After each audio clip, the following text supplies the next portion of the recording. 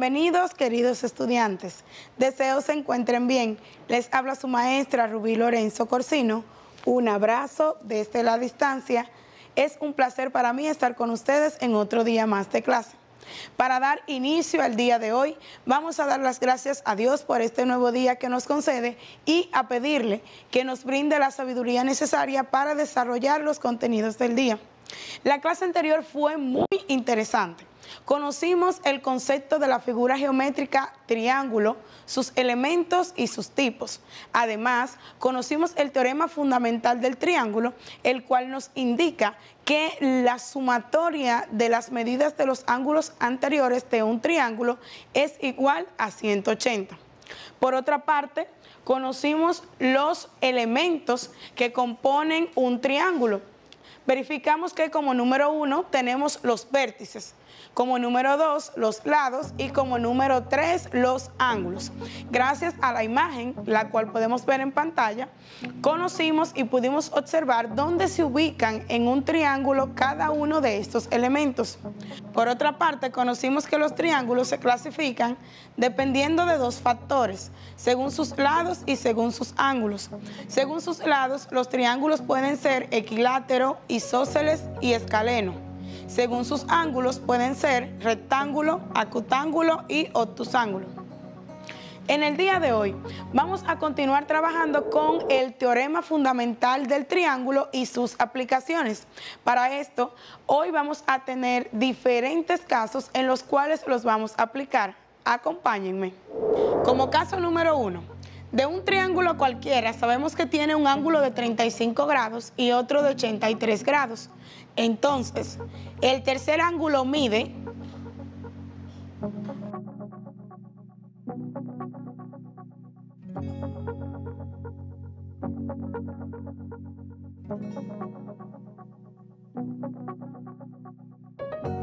de los tres resultados anteriores, ¿cuál crees que sería? ¿Cómo podríamos obtener el valor del ángulo faltante? Si respondiste a que utilizarías el teorema fundamental del triángulo para obtener el valor faltante, estás en lo correcto. Veamos, resuélvanlo.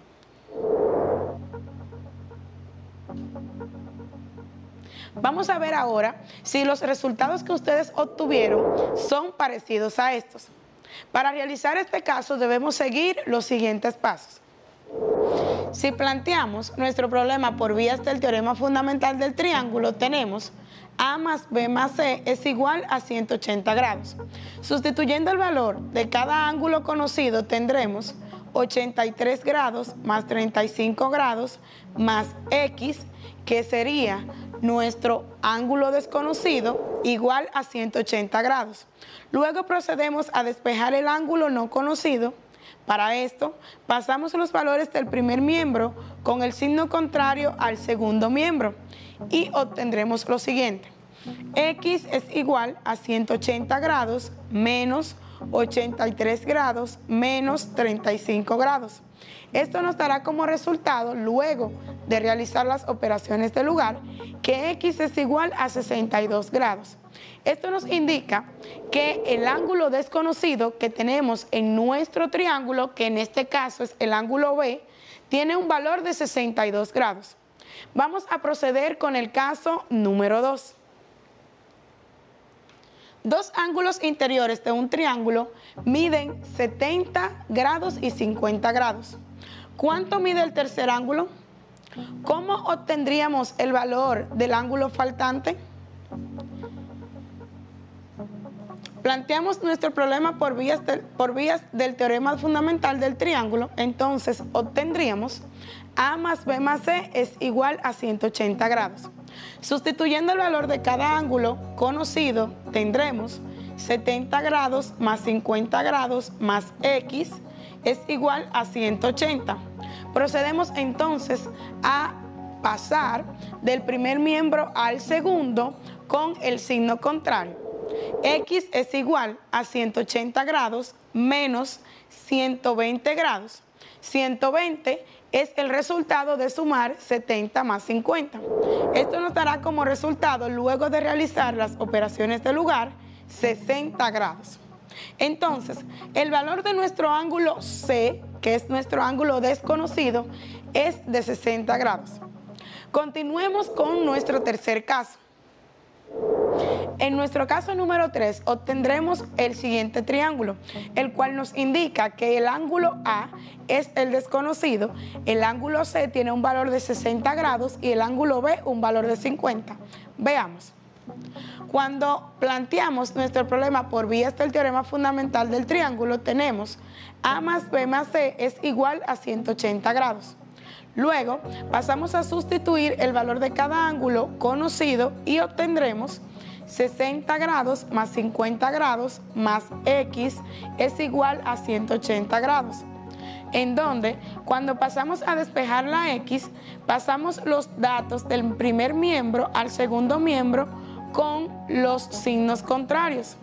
En este caso tendremos que X es igual a 180 grados menos 110 grados. El 110 es producto de sumar 60 grados más 50 grados. Cuando realizamos la operación de lugar, tenemos que X será igual a 70 grados. Con esto podemos concluir entonces que el valor de nuestro ángulo A, que es el desconocido, tiene un valor de 70 grados. Mis queridos jóvenes, para seguir profundizando más en este tema, a continuación vamos a tener un video en donde seguiremos viendo otros casos y cómo desarrollarlos utilizando el teorema fundamental del triángulo. Recuerden tener a mano su computador, si poseen uno, o su cuaderno, lápices y lapiceros para que tomen los apuntes del lugar. Veamos. Perfecto. Para empezar a hablar de los elementos fundamentales de la geometría, vamos a aclarar que existen dentro de la geometría tres elementos que no pueden ser definidos. Bien, ellos son los siguientes: punto, recta y plano. Bien, ellos son tres elementos de la geometría que no tienen una definición específica. Bien, pero nosotros lo que podemos hacer es representarlo en este caso lo vamos a hacer dentro de la hoja. Bien, perfecto. Ahí tengo tres puntos. Para darle nombre a los puntos, lo que hacemos es darle nombres de letras. En este caso, vamos a darle nombre A, por ejemplo, B y C. Cuando damos nombres a los puntos, por lo general se utilizan lo que son letras minúsculas. Bien, ahora, yo por cada punto, bien, lo que puedo hacer es trazar rectas. Bien, la recta nosotros podemos definirlo como que si fuesen puntos alineados de forma infinita. Bien, por este punto pueden pasar infinitas rectas. Bien, imaginémonos que yo tengo una regla, bien, y esto representa una recta. Puede pasar esa recta, puede pasar así, así, así, así, así, así, de forma infinita. Bien, ahora lo que puedo hacer también es que cada dos puntos va a pasar una única recta. Bien, entonces, ¿qué es lo que voy a hacer? Voy a trazar una recta entre dos puntos. Entre A y B voy a trazar una recta. Perfecto. En este caso yo trazo una recta, bien, que pasa por el punto A y por el punto B. Bien, sobre esos dos puntos va a pasar una única recta. Y a esta recta yo le puedo dar cualquier valor. Bien, en lo general se le dan nombres también de letras, pero a diferencia de los puntos, las letras va a ser en mayúscula. Entonces, yo tengo representado en este caso a la recta A. Bien, ahora, como yo representé los puntos y las rectas, también puedo representar lo que es un plano. Bien, perfecto. Ahí ya representé lo que es un plano. Bien, el plano va a estar formado por infinitos puntos. Dentro de ese plano yo puedo encontrar lo que es el punto C. Bien, así como yo los puntos le di una letra, bien, al plano también voy a representarlo con una letra. Bien, como para la A usamos letras minúsculas para el punto, para la recta usamos la A mayúscula. En los planos por lo general se utilizan lo que son las letras del alfabeto griego. Bien, en este caso vamos a llamarlo alfa.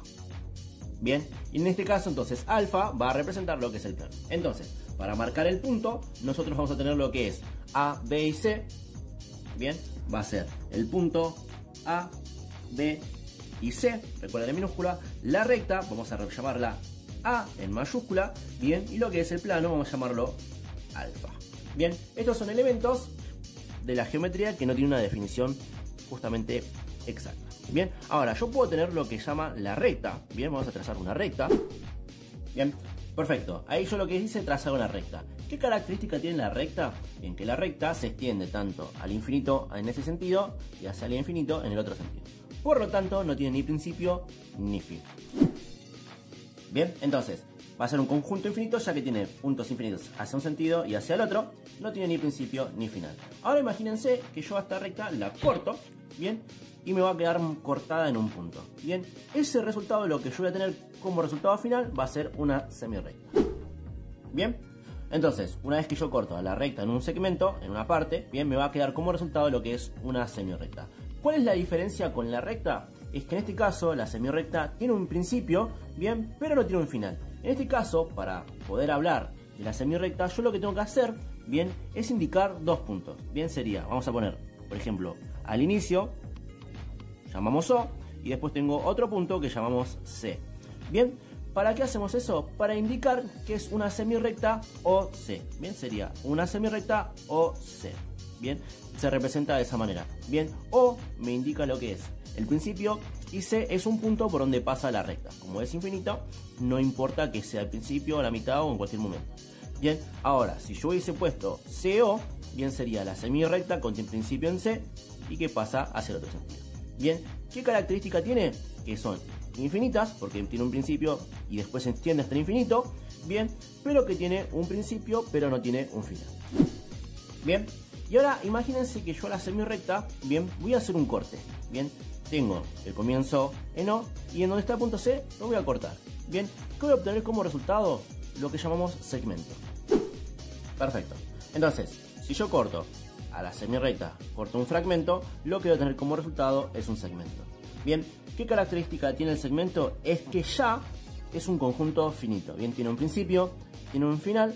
Bien, y nosotros ¿cómo hacemos para reconocer que es un segmento? Vamos a decir que es un segmento O, C. Bien, ¿por qué?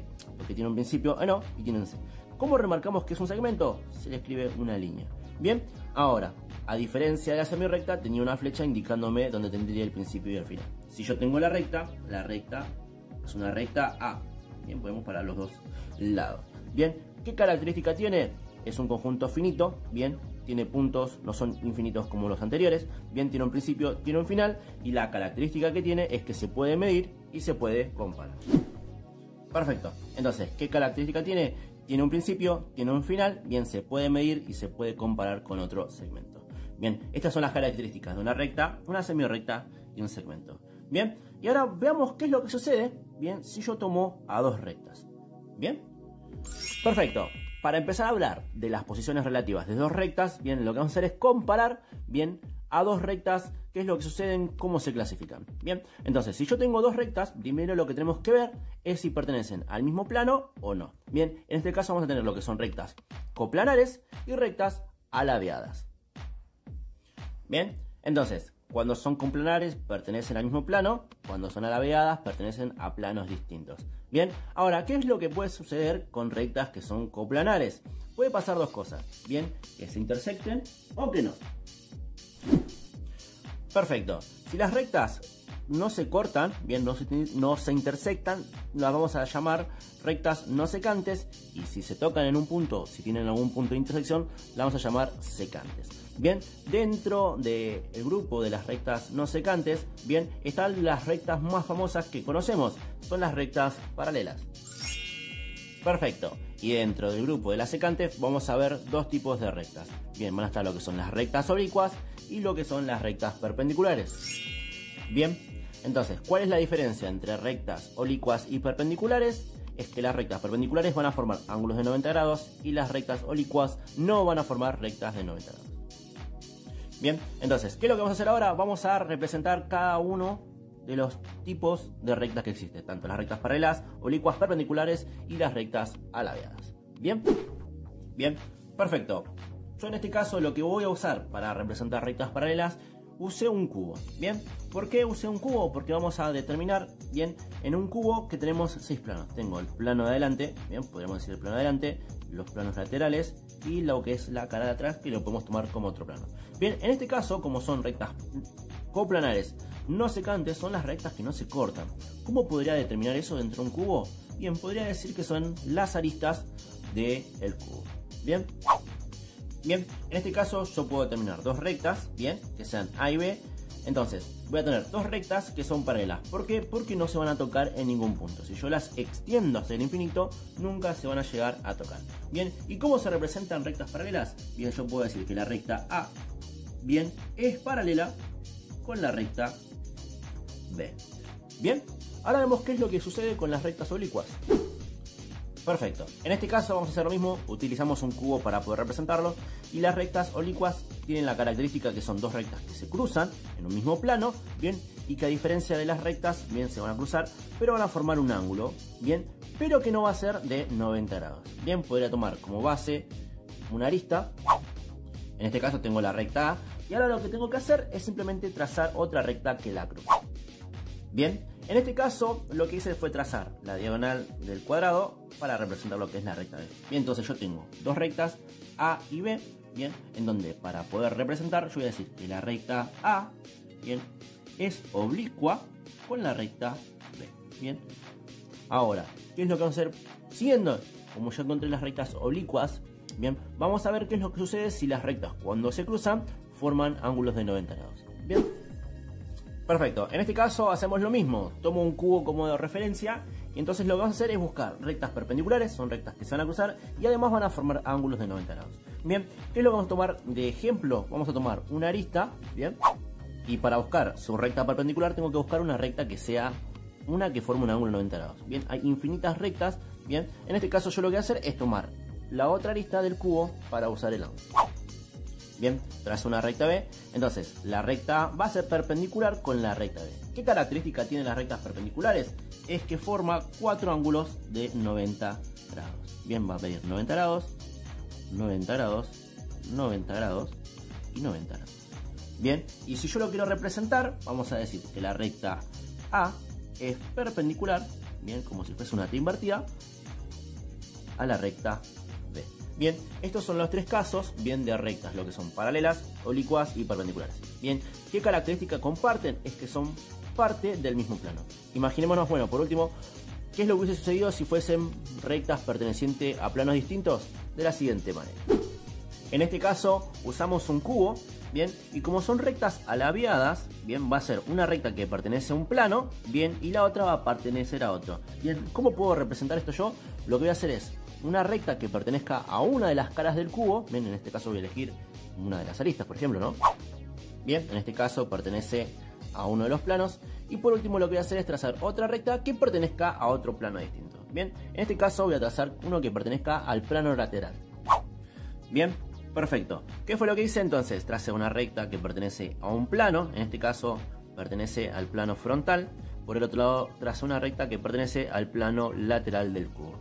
Bien, entonces puedo determinar rectas que pertenecen al mismo plano, bien, cuando no son secantes, no se tocan en ningún momento, son rectas paralelas, bien, infinitamente no se van a tocar. Si se cruzan, bien, puede pasar dos cosas, que sean oblicuas o perpendiculares, o la tercera opción es que sean rectas alabeadas. Son rectas que pertenecen a planos distintos. Bueno, esto fue un resumen de los elementos fundamentales de geometría, las rectas y sus posiciones relativas. Espero que se haya entendido. Chao, nos vemos. En el día de hoy hemos continuado trabajando con un tema sumamente interesante, el teorema fundamental del triángulo, y aplicándolo a diferentes casos. Fue divertido, ¿no? Luego de ver el video con el profesor Starling y de recapitular todo lo relacionado al teorema fundamental del triángulo, realizar diferentes casos, podemos dar como concluida la clase del día de hoy. Recuerden, mis queridos estudiantes, que aunque el trabajo sea arduo, es importante practicar este tipo de temas, ya que mientras más practiquemos con el teorema fundamental del triángulo, pues se nos hará más fácil saber en qué casos aplicarlos y cómo trabajar con él. Es importante que se pongan en contacto con su maestro, su socio de aprendizaje o su tutor para que le ayude a obtener diferentes ejercicios con los cuales puedan seguir practicando y poniendo en práctica los conocimientos adquiridos en el día de hoy. Además, no olvidar realizar las actividades de su cuadernillo. Además, es importante que no olviden que deben seguir cumpliendo con las normas del protocolo sanitario, que son lavar sus manos frecuentemente, cumplir con el distanciamiento físico, hacer uso de su mascarilla y colaborar a que sus familiares lo hagan también. Como siempre, es un placer para mí estar con ustedes. Les recuerdo, y no olvidar, por favor, un abrazo desde la distancia. Estuvo con ustedes su maestra Rubí Lorenzo Corsino. Cuídense. Adiós.